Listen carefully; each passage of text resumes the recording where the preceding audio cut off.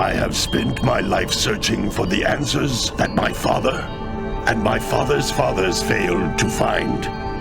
Who were the Precursors? Why did they create the vast monoliths that litter our planet? How did they harness eco, the life energy of the world? What was their purpose? And why did they vanish? I have asked the plants, but they do not remember. The plants have asked the rocks, but the rocks do not recall. Even the rocks do not recall. Every bone in my body tells me that the answers rest on the shoulders of a young boy. Oblivious to his destiny, uninterested in the search for truth, and rejecting of my guidance. And why would he want to listen to old Samus the Sage anyway? I'm only the master of green eco, one of the wisest men on the planet. So it seems the answer begins not with careful research or sensible thinking. Nay, as with many of fate's mysteries, it begins with but a small act of disobedience. Hey! Jack, old green stuff told us not to come here.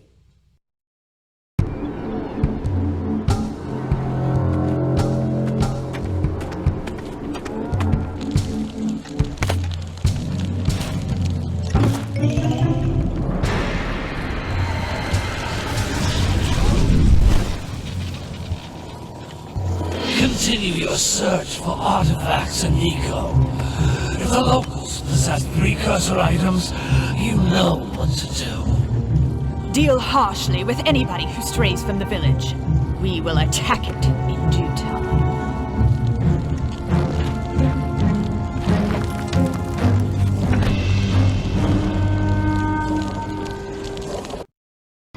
What are we doing here anyway, Jack? This place gives me the creeps.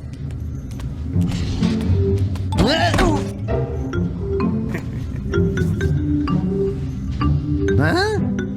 Oh, stupid precursor junk.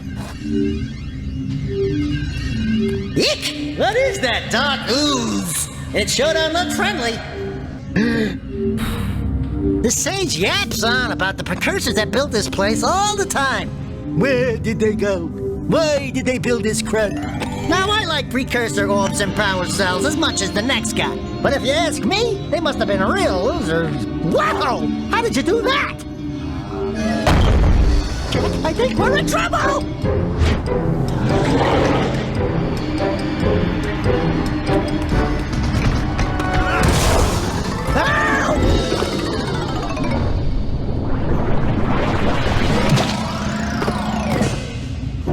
Man, that stung! I told you we shouldn't have come here, and you listened! What?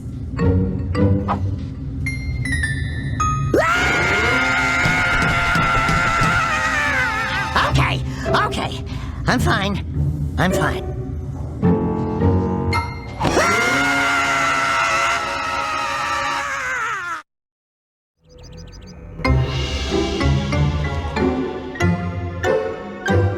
What in green tarnation do you two want? I was... Don't tell me!